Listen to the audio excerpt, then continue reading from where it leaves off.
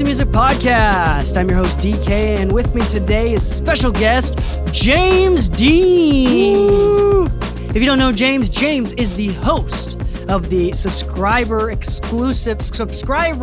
exclusive content of the Mixing Music Podcast, available at mixingmusicpodcast.com/exclusive. For $4 a month or $40 a year, you can subscribe to the podcast exclusive content, which is 2 episodes every single week, or around 40 minutes to an hour worth of content every single week. Mm-hmm. And James is doing a great job. James is a mix engineer. I think I've already introduced you to. Yeah, but it's fun hearing you introduce me. Feel free to do it again. James does a great job. James does a great job. You know, he's working on his ums. Dude, I was literally, after you pointed that out, I was editing the last episode, and every I was just like... Yeah, it gets into it. I was like, oh, you suck. I will say, though, I say this openly, I'm not in the business of making people feel insecure, so I'm sorry. Yeah. Use that to empower you to, like, want to be better.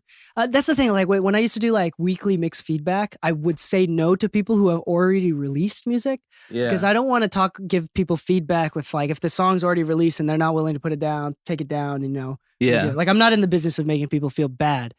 Unless, like, if you're the type of person that is not sleeping and you keep staying up till 6 a.m. every night, then I think you should feel bad because it's better for you to feel bad. Like, I thought you were trying to call me out because of our conversation about no. earlier. Just in general, like, I think if you do not have a sense of personal responsibility, I think you should feel I think a little bit of shame is healthy. I think that tons of shame without any sort of reason or rhyme is really unhealthy. Coping incorrectly is really unhealthy. But I think like a 10% amount of shame, a little bit of insecurity really is healthy. And it like really pushes people to do well. That's not the point of the show. No. We're here for music. Yeah, we're here for music. And today, we're talking about plugins. We're giving a recap of plugins that we've been using recently. We do this every once in a while. We talk about plugins that we've been using recently. We often receive plugins from companies. They give us plugins to test and try out to talk about. So we're going to talk about those plugins. And we're going to be really, give proper forewarning. Yeah. If this was a plugin that we've been either paid or given to use. We'll be transparent about it. We'll be very transparent. We, and we'll give the proper warning there. But here's the deal. Plugins are our lives, and we love plugins, probably compulsively so, especially us. Oh, it's so true, yeah. Yeah, where if you listen to podcasts, then you are statistically much more likely to be adopters of new technology. That is an actual statistic of podcast listeners. Mm-hmm. Also, did you know, in about 2019, depending on where you looked at for the source, podcast listeners on average made an income of about $250,000 a year. On average, had a master's. I actually did not know that. On average, that's interesting. Crazy? Yeah. So if you listen to podcasts, then you are statistically more intelligent than the average human being, much more open-minded to new technologies, probably a lot more. The opposite of risk averse, willing to take risks to try new things, and statistically more likely to succeed. Isn't that crazy? Yeah. So next time you're driving around or walking, just know you can look down on everyone, that you're smarter than them, and that you're just better. Yeah. Because of this. Gloat. Yeah. And if they're mad, you can say DK said. DK said I'm better than you. And you got the evidence, the stats to back it up. So. Yeah. Anyway, thanks for joining in on this crazy podcast. Well, what episode of this podcast is not somewhat chaotic or crazy? That's true. Especially the member exclusive ones. Those are especially Those are fun. A good time. Those are actually super fun. It's mostly just us talking shit to each other. Yeah. Being really sarcastic. Yeah. It's just Braden cussing everyone out. And we're just trying to deal with it. It's just us swearing at each other a lot and having a good time. Yeah. See who breaks first. Yeah. Just adding to the shame that our parents have in us. Anyway, so regardless of which DAW you use, plugins are important. We love plugins. Compressors, EQs especially. EQs and compressors for me are like, I have a bad habit of liking and trying and using all different types of compressors. they're an unhealthy habit that I have. But we're gonna stick to like like less than 10 or something of standout ones that we have used that we like, and we're gonna talk about and recommend it. And let's start off with let's start off with Plugin Alliance. Plugin Alliance, dude. Plugin Alliance. If you want like a really good plugin subscription, Plugin Alliance I think is, in my opinion, the best one. I agree. I'm gonna say the Slate is good, and I haven't tried Slate. I'm not the biggest fan, and I prefer Plugin Alliance, but I know a lot of people that swear by Slate. The Wave subscription, that one's pretty good too. Yeah, I mean it's necessary evil for me at this point. Yeah, and the Plugin Alliance is like genuinely great. Yeah, they have really good ones. They don't have everything, but I mean they have everything that you would need, and the ones and like they don't have like normal like Waves is the ones where you have like just like normal like utility plugins. Yeah. Like you just need something to do it. Whether or not it does it good, you just need something to do it. Yeah. And then Plugin Alliance, like they may not have everything from a utility standpoint, but they got a lot of diversity as far as like color and tones. And yeah, that's a good way to put it. A lot of analog emulation. Yeah, and they do it well. Yeah. They got channel strips, they got vintage compressors, new compressors, mastering grade emulations. They even have second to FabFilter's Pro Q3, they have my second favorite parametric EQ, which is the Kirchhoff. The Kirchhoff is part of their bundle. Oh, the TubeTech one, right? No. It's a 3-body technology or something like that. It's a Chinese FabFilter. Oh. And the reason why I like it is because you can change the background. So I have JoJo's Bizarre Adventure themed background on that one. Yeah. And the only reason why I like it slightly less than FabFilter is because it's actually a better EQ than FabFilter, and it's significantly more flexible. But with flexibility and more options in analog emulated curves and filters it just takes a few more clicks to use it. It's just slightly more friction to like use it. Yeah. It's kind of like those one knob plugins where like they get the job done most of the time. Yeah. It's at the expense of not being able to do more. But like I like we were talking about this, like as much as Brave New World's Utopia, where like you take away choice and options, as much as that book was to like prevent people, like I'm okay and I'm more happy that I can't choose the attack and release time on the dynamic EQ of the FabFilter, because it saves me time and I don't have to think about it. Whereas like because the default is the default of the dynamic EQ on the Kirchhoff EQ is you have to like select it. Mm-hmm. It's like, oh, now it's like it's better, it's more of like flexible, but now I have to think about it. Yeah. And it's just like it's okay if that's one thing that I'm willing to, take shortcuts in the neural pathway. Yeah, it's a good trade-off. It's a good trade-off. Yeah. For me. It's not that important to me. Yeah, exactly. Yeah, that's a good way to put it. And if I really want to think about it, I'd rather use like C4, where it's like specifically like Wave C6 or C4, where I like specifically dial in the attack and release time, Yeah, I get that for sure. So it's really interesting. Anyway, Plugin Alliance is great. I'm stuck on at the early days, they did like a $10 for the Mega bundle. Mega large bundle, and I think now it's like $15, but for somewhere between 15 to like $35 a month, you can get it's technically almost 200 plugins. Yeah, they like started a technically new one now too. Yeah, like because Native Instruments bought something. Them. Yeah. Native Instruments was bought by someone who bought Native Instruments, then bought Plugin Alliance, as far as what I understand. Anyway, we're not sponsored by Plugin Alliance. I've actually reached out to them to try to get sponsored by them because I fucking love their shit. In fact, their response was so cold and straightforward that like a part of me doesn't want to talk about them on the show. Oh. But that's how much I like That's how stuff. good they are. That's how good they are. They could just smack you in the face and DK's still like, oh, I love you guys. Like, I will take that. Plugin Alliance, specifically 2 products from them that we want to talk about, is now part of it. Kive, Eddie, who I know personally, the guy that codes all the stuff for Kive and Mixland, and even the the Pura stuff, Sam Pura stuff. Really cool. fantastic guy, really fantastic coder. I like Kive a lot and Mixland. Yeah. Like he's just a really happy dude. He's fairly neurotic. Fairly is very, very subtle. He's really neurotic, but like he's such a vibe. He's such a kind person, and I really actually like his tools. There's something about him that makes me fully believe in him. And he took a break for whatever reasons. this last year, and he's starting to get back into it again. Yeah. But I really believe in Jesse. I really believe in Eddie. And the plugins that Eddie made for Kive, which he sold the rights to, as far as I understand, to Plugin Alliance to distribute under their mega plans and deals, is the Extressor. I love the Extressor. Yeah. So it emulates the Distressor, right? The hardware. Empirical Labs Distressor. Yeah. Which I recently read the manual on.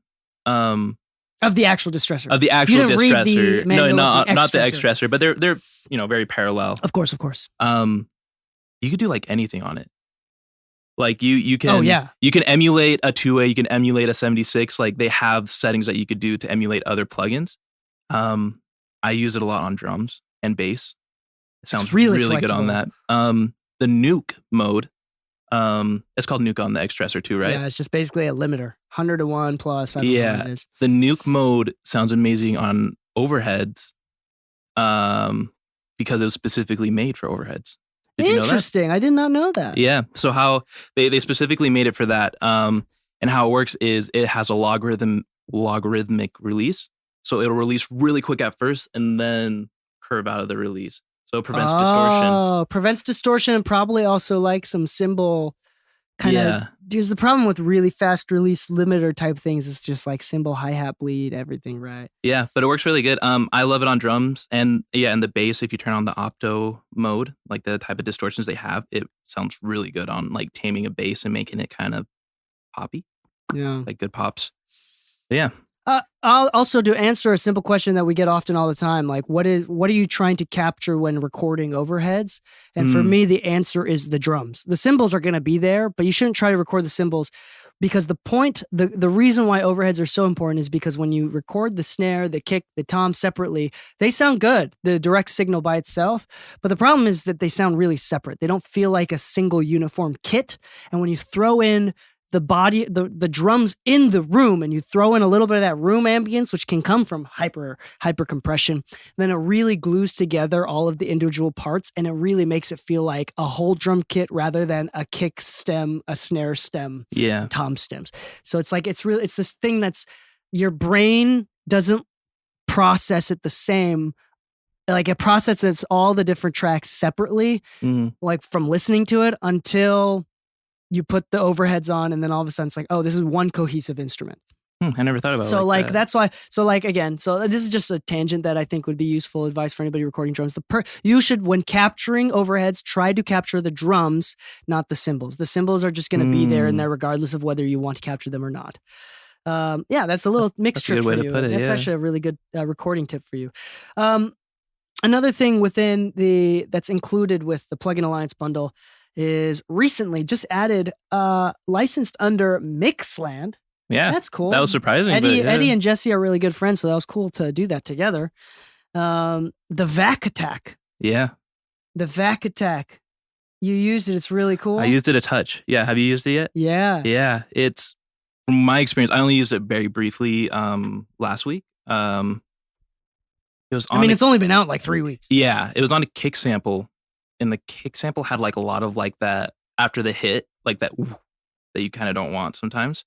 It like took that out. So there's something about the attack and release time that they have dialed in that like it like tamed that like afterwards like woof. Nice. Of the kick. Yeah, the woof that we're talking about, and I'm gonna do my best to explain this. Imagine a kick drum slowed down to like a quarter of its regular speed. The regular kick will go woof, woof, where like the sub frequencies of the kick will come in like a millisecond afterwards. Most of the time it's like totally fine. It doesn't bug anything. It doesn't hurt anybody. But there's times where it's like it takes away from the transient of the kick. Yeah, it becomes too much. What have you used it, right? What have you used it on? I've actually used it on something you're not supposed to. Really? I've used it on a master. I was testing it. I like testing compressors on masters because it's full range of frequencies. So you can kind of hear how the tonal balance changes. It's really dynamic on like a mix. So it's like you can really hear how it's being triggered by the different elements of a mix. And it's just because it's so full and dense, you can really hear how it's working. Yeah. I actually liked it so much. I found a setting that I liked so much that I left it on. Even though the manual says not to use it on the mix bus or for mastering, I found a setting that I liked so much, and I liked the distortion. It was like colored the perfect amount. And I used, of course, like the mix wet knob. There's like a little EQ section, both for the side chain, so for the detection circuit, as well as for the post. Like the low push and the high push or whatever, with a couple different bands. Like on the low end, it was like 63 hertz to like 256 hertz or something like that. And then like the other one was like 2.5 kilohertz to like 10 kilohertz, and you could switch between the two. Anyway, you can use those to EQ a little bit into the, or post compress. I don't remember what it is from reading the manual. It sounds really smooth. I really like it. What was the preset? You remember? Oh, I didn't use a preset. I just kind of. You adjusted from. Okay. Yeah, I adjusted from default and was like, I literally spent like 5 minutes just fucking around with it. That's cool. And like trying to find a sound that I really like. Yeah, and it sounds good. It's a vacuum. What is a tube compressor, right? Or is there's a unit. More? There's a unit that they don't really sell anymore, but it was like a rack. It looks like 500 series, and I assume it's based off of that. It looks like 500 series opto tube compressors or something, like some sort of very mirror opto tube compressor. Sometimes you see them on Reverb. They're gray.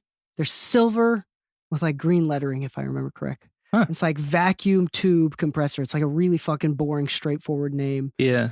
I don't remember what it's called. I assume that's what it's modeled after, but I need to. By the way, Eddie told me how the owner of Empirical Labs tried to sue him for distressor. Really? Yeah. Like he sent him a notice of like to stop, a cease and desist letter. And Eddie sent it off to someone that knows the law. Yeah. And I mean, he was careful about it and changed it to Extressor and made sure that he changed a few of the things there. Yeah. So it's like he's on no grounds to sue them. Yeah. But he did receive a cease and desist. That was a funny story that I thought, which I think speaks more of. I wonder how that works. It speaks more on the dude. I don't know. I wonder how that works in terms of patent versus making a software emulation. I am not a lawyer. Yeah, I'm just curious now. I never thought about that. Yeah, so that's something. But anyway, Mixland Vac Attack, Kives Extressor from Plugin Alliance are both really good ones that we both have been using recently. Yeah, I use it a lot. Yeah. Big fans of them. It's funny how like my fondness of both of them also reflects how much I like their plugins. Yeah. I like both of them. It shouldn't, but I'm very definitely biased. Yeah. Okay, this is not under Plugin Alliance. But you want to talk about Rubber Band Compressor? Yes. The Rubber Band Compressor from Mixland, which is Jesse's company. Yeah, you use it a lot too, right? It's been around a long time. It's been around for it's been around for a while. Now. Anything under Mixland, honestly. Dude, I use Rubber Band a lot. I don't even know. I read the manual forever ago. I don't know how exactly to describe how the compression works. From my understanding, it's very much like the more you push it, the harder the ratio gets. I think the analog equipment that it's emulating is actually if I'm not mistaken, it was one of those vintage rare ones where it's like dual stage VCA compressor. So it's two VCA compressors into a single serial compressor. Yeah. A single serial unit. I don't know how exactly what it works. I think that's what it was. So that's the Rubber Band is like my main one that I tend to lean towards when doing drums, either that or the Extressor. I love how it sounds on the kick. And I actually use it a lot on the master bus. Interesting. I like it. Because like that's known to be like a very aggressive compressor. Do you like ease it off on the mix knob or you just compress very lightly? I compress lightly with it. It's something about it. Because I understand compressors in general and how they work. But something about how that one works, just my mind gets it. Interesting. And so I know how to dial it in like and get certain sounds with it. Do you think the weird graphic and the metering helps at all? Which, by the way, for anybody anybody that doesn't know what the idea was, Jesse Rarister at one point talked about how he doesn't sometimes like to look at the VU meter or the gain reduction meter on a compressor. So he pulls up a little window that you can't click out of. Like the force quit window on Mac is something that stays on top. So he pulls up the force quit window, covers the gain reduction meter, and then just applies the compression to taste. Oh, cool. And so that's part of the reason. So the gain reduction meter on the Rubber Band comp is not a meter that tells you how much gain reduction you're doing. It's literally an animation of two hands holding a rubber band. And instead of gain reduction meter with lights and LEDs, it's literally like the rubber band being stretched and being snapped back. Yeah, I like it. And instead of ratio, it's like snap. So it's like the higher ratio, like the hands are further apart, and the lower ratio, the hands are close, like it's more loose and the hands are close together. Yeah. It's really interesting. Yeah. I'm trying to think, and like I use different settings with that than I usually do with compressors on the mix bus too. I do like a really slow attack and a really quick release. Yeah. And I just like it. I guess a term people use a lot is glue. I don't know. It's just like, it feels like a good, just like last little touch to tame things. It sounds really good on kicks, and it also sounds really good on overheads. If you go to VCA mode and do a very low snap, it sounds really good on like overheads too. Yeah. That's just another really diverse. I think it's especially good on drums. But it's also got a saturation circuit. It's even got an FET mode too, and the V2 on the current version is like it's really versatile. But it's not so versatile that like it's not the boring one you use. Like it's definitely got like its color, and if you want to do something aggressive but in a nice way, if you want to do something fun, the saturation knob is really good on it, and I like I don't know what the curve is that they use on the EQs that they have on there, the low and high shelf ones, but it sounds pretty good. Yeah, and you can switch it to be pre or post compressing too, which is really cool. Yeah, honestly, I think it's the same filters from the Tilt EQ, which they have. I was just about to say, anything Mixland, the Tilt, it's awesome. Yeah, I use the Tilt every mix, every single time. We're not going to talk about that. Let's go into something that you're more familiar with. Actually, no. Let's talk about this. Fair warning: we were given serial codes for lifetime usage of this plugin. This is from Music Hack, and full disclosure, we have not been paid to say nice things. They do not edit what we talk about. This is our true thoughts, and this is it. Like this is straightforward. They're not allowed to edit what we say. We all understand that I'm allowed to talk as much shit if I want to, or to say good things about it, because I'm totally unbiased. I don't give a shit. They've already given us the license. They can't take it back. Yeah, we only got it for free. That's all. Yeah, there it is. So, this is a company called Music Hack, a fairly new plugin company, and they have a all-in-one mastering plugin called Master Plan. Now, Master Plan, there's a few out there, like even Plugin Alliance has like the Master Desk or whatever, where it's like got some saturation, got some compression, it's got a little bit EQ, it's got a little bit of like obviously the maximizer built into it, the limiter built into it, in and outs type thing. Yeah, it's the same sort of idea, but it's a different one. This one's got, let me just describe it first. Okay, it's got a low and high EQ shelf. It's got obviously a maximizer. It's got a width control, so you can add width, which we have a lot to say about that actually.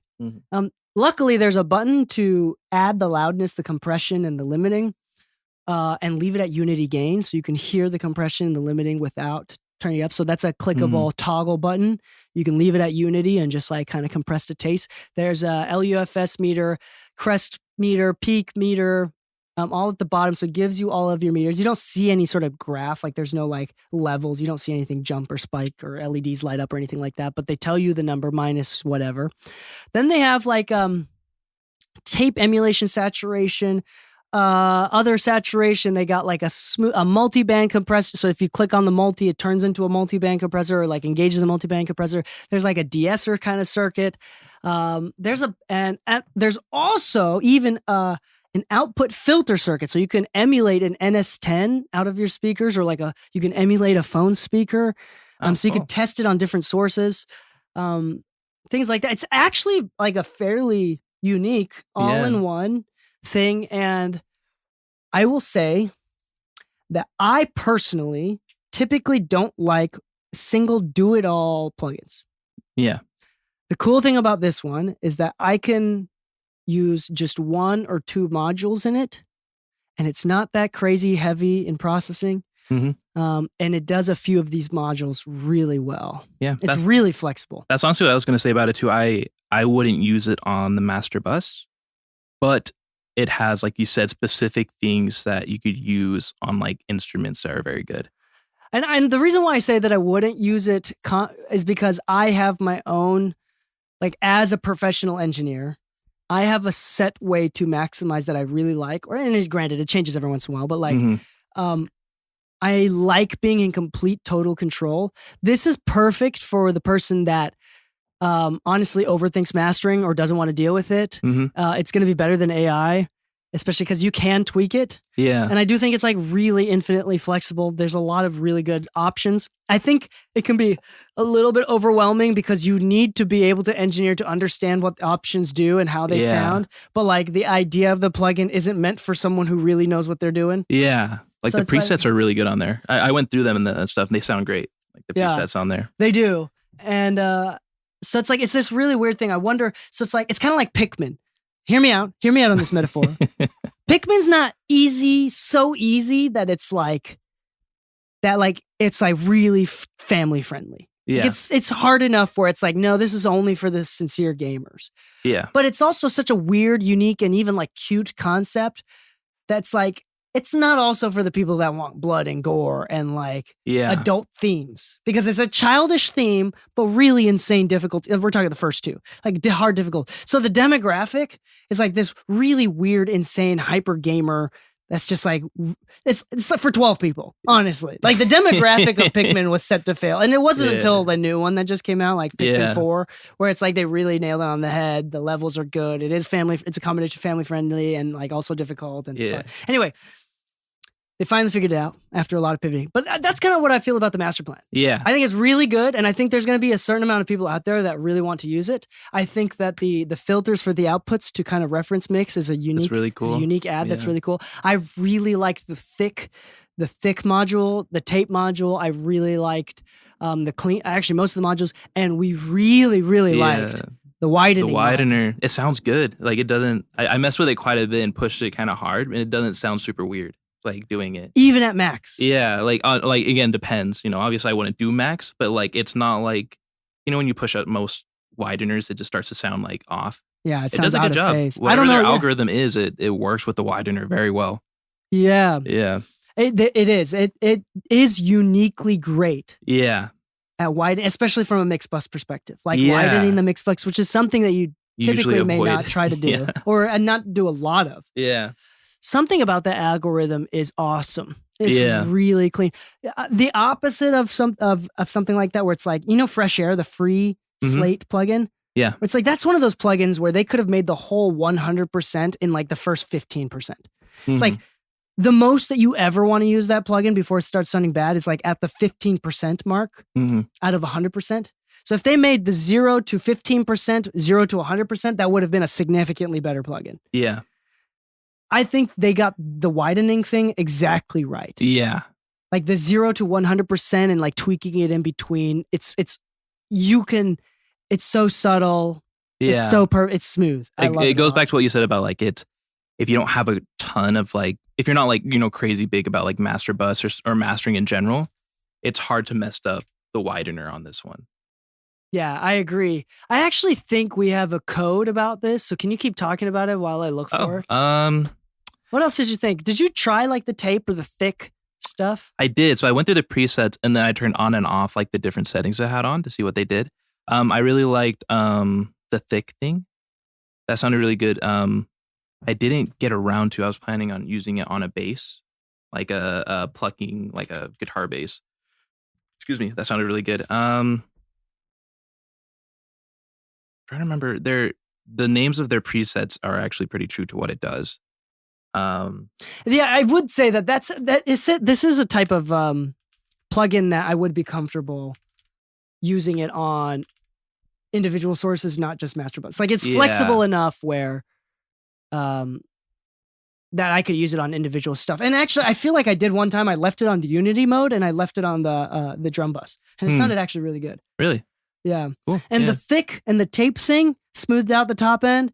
Like I've like really thickened up the mid range, which I really liked as well. Like I really do like their saturation circuits, which I think they got right. Yeah.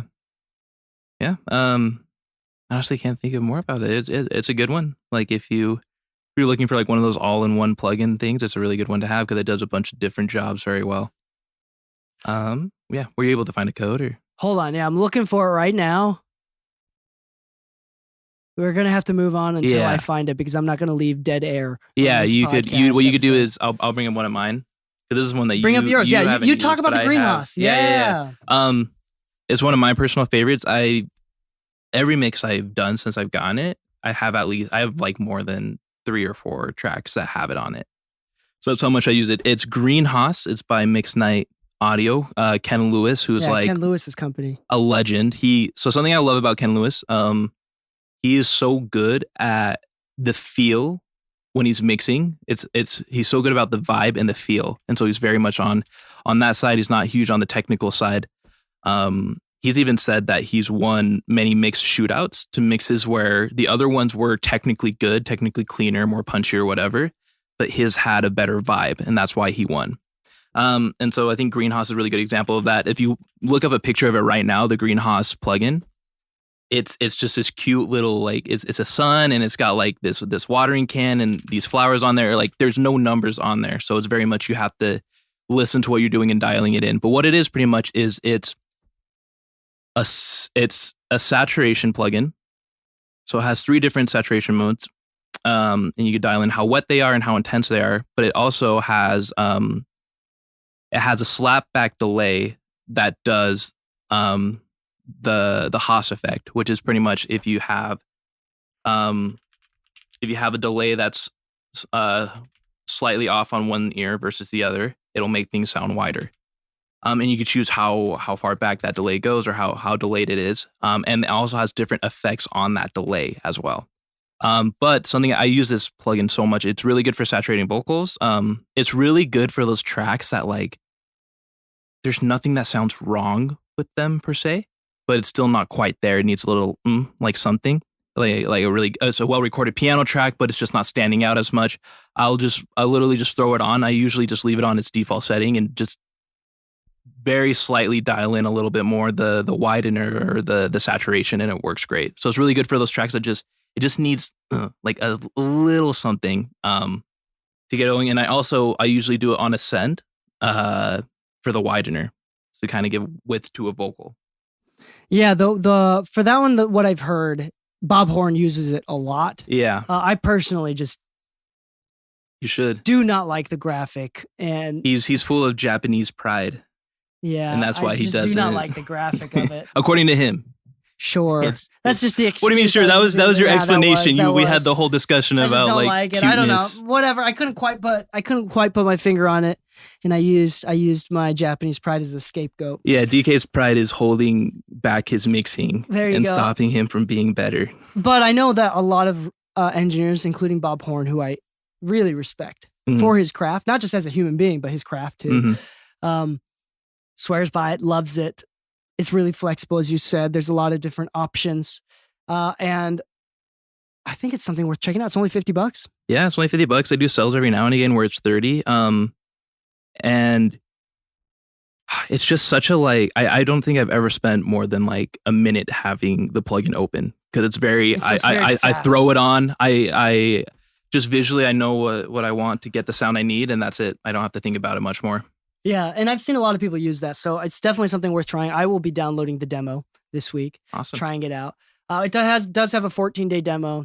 Yeah, and again, this is not the first or even within the first 10 times that I've heard someone mention about this plugin, so definitely something worth trying out. Yeah, it's a good quick solution to aspects of the mix. Yeah, like you don't have to think about it. Leslie Brathwaite approach, just like it does what it does. You know what it needs to do, and you just throw it on there, and you don't have to dial things in that much. I love that.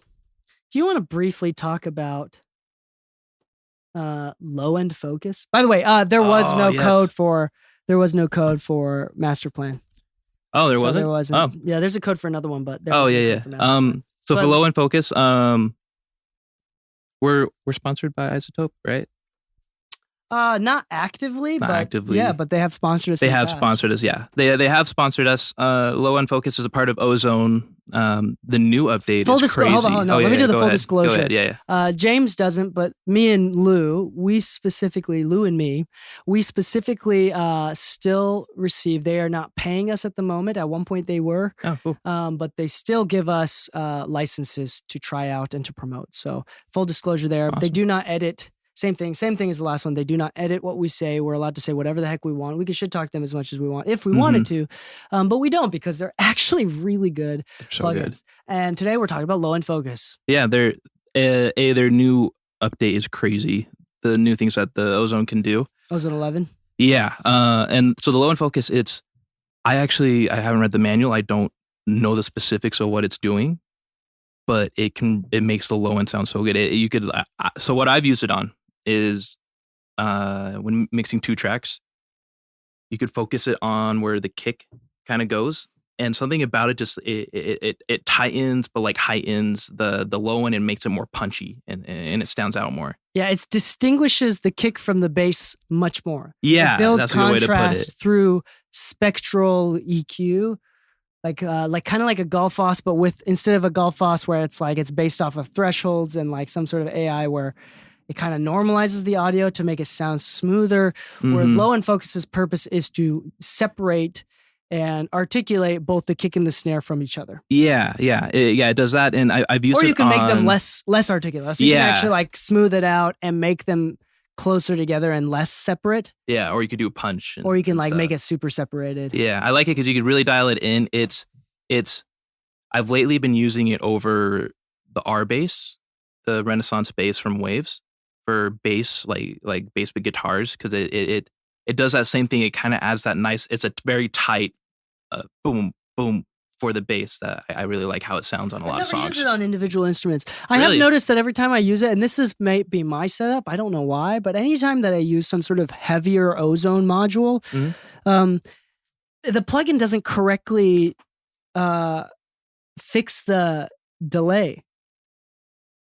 Oh, like it doesn't compensate for... It doesn't compensate for the delay correctly. Huh. Even on the M2? That's why I have to use it on the mix bus, because like then it delays the entire mix, so it doesn't matter. But if I do it on like a drum bus, it doesn't work very well because it makes the drum a little bit late.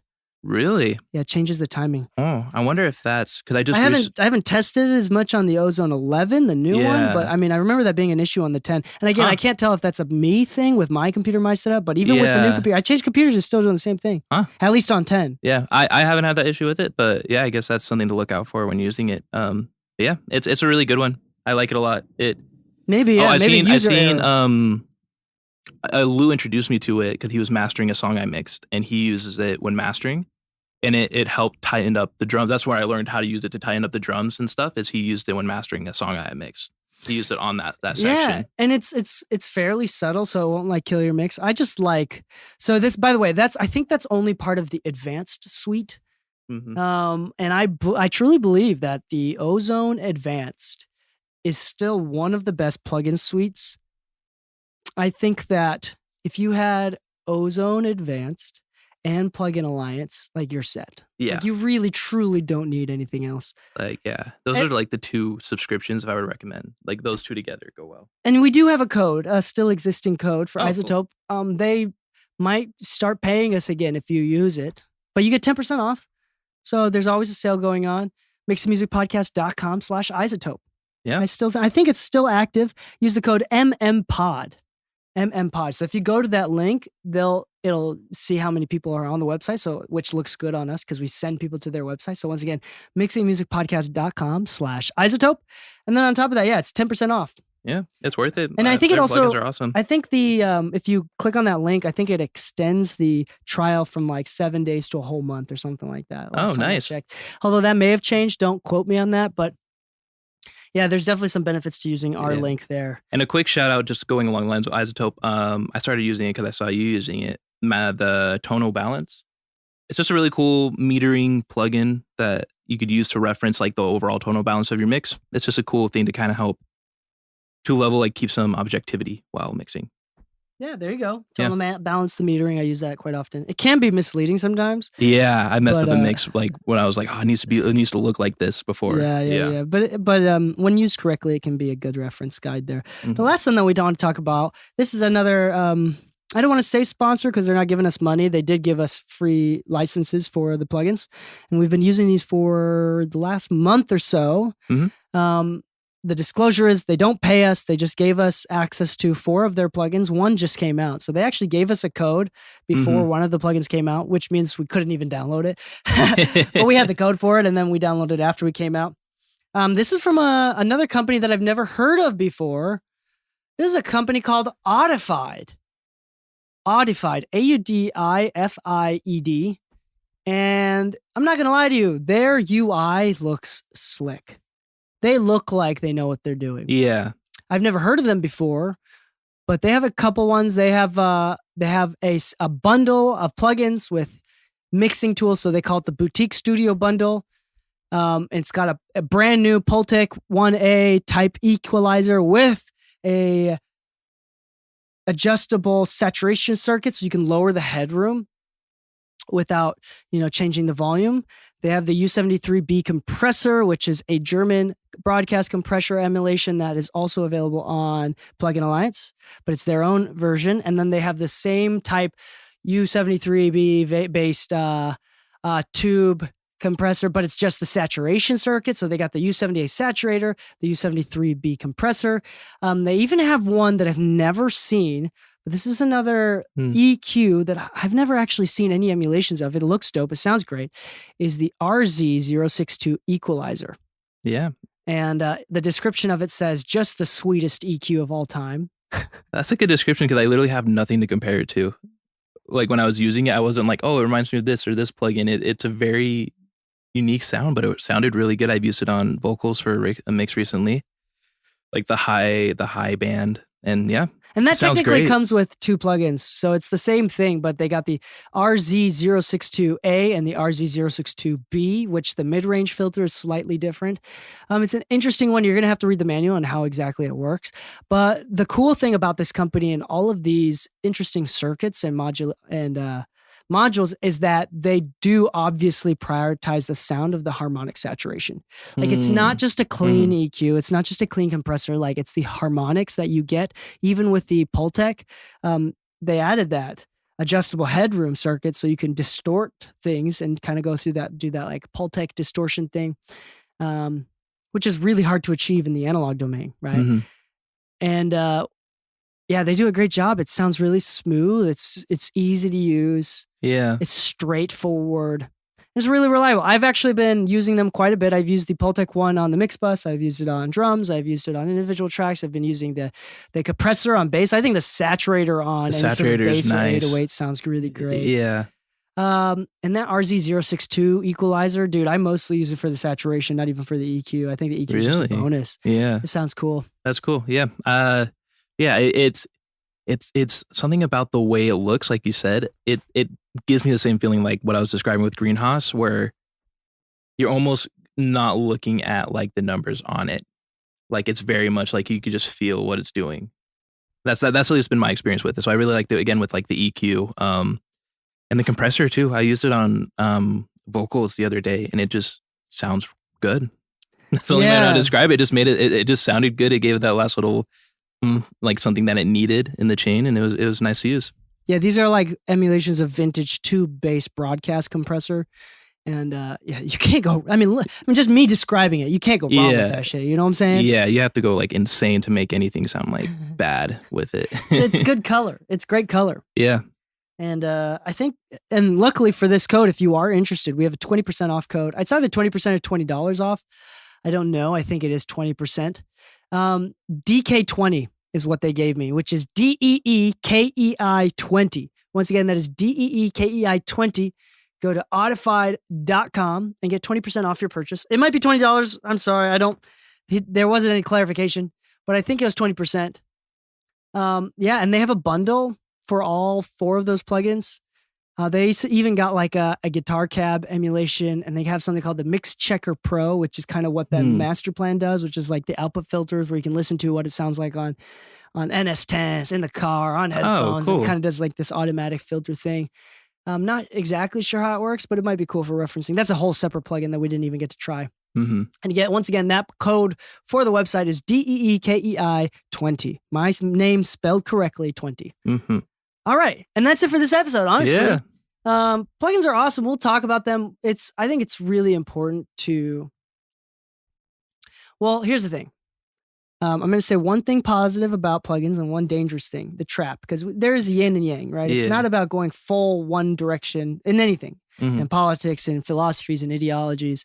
There's balances, right? You don't want to be completely 100% delusionally confident. Like a little bit of self-awareness and a little bit of insecurity is not bad. It pushes you to be better, right? We talked about that at the beginning of the episode. Anyway, the good thing about plugins, and the one thing that I really like about Dave Pensado, for example, is that when you try new things, not only do you build your arsenal and your toolkit of new tones and sounds, you also figure out ways, new bridges, where it's like faster ways to get to a location, different ways to get to a location faster. Yeah. Like, for example, you could probably saturate with any plugin to get a similar vibe, but one of these saturator plugins is going to get you to a specific tone that you prefer on this one mix, and many more hundreds in the future. That may change, right?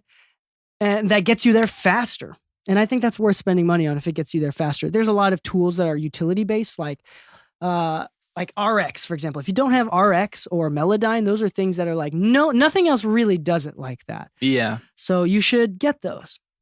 And they really help. They are an important part of our craft.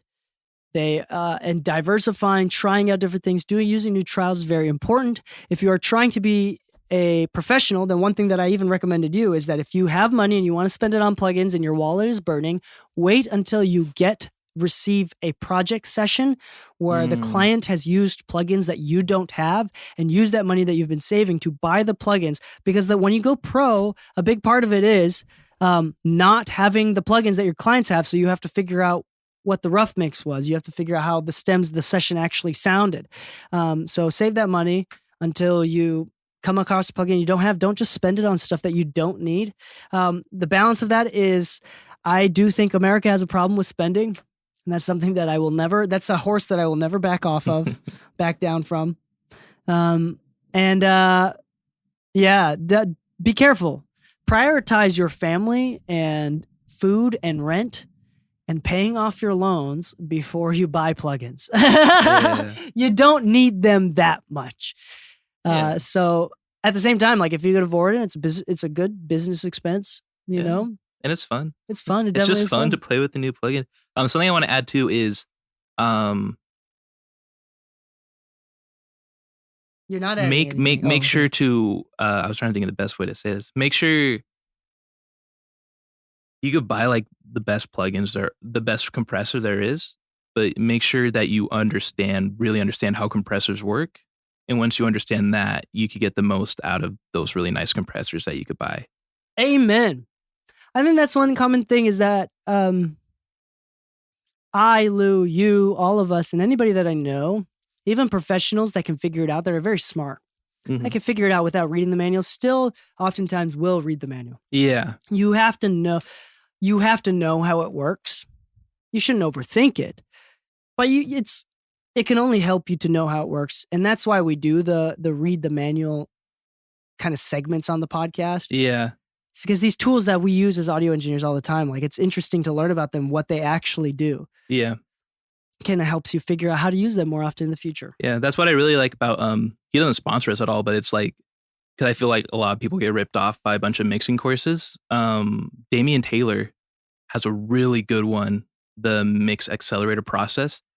And something I love about his approach to it when teaching how to use a compressor, how to use saturation, how to use EQ, is it's very much, he will teach the overall concept so that you understand everything about what compressors do, how that messes with our ears, like from a biological standpoint, and how it messes with our perception of music. And then he will give you examples with a compressor.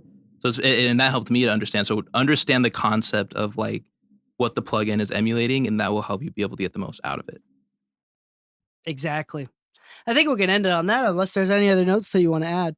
I don't want to promote any person's course unless we're making money off of it. But it's so good though. You should do it. It's honestly like, I'm mad at you. It was life changing. You can't see my children anymore. No, I'm just kidding. But I like them. As if that was like a form of leverage that I had.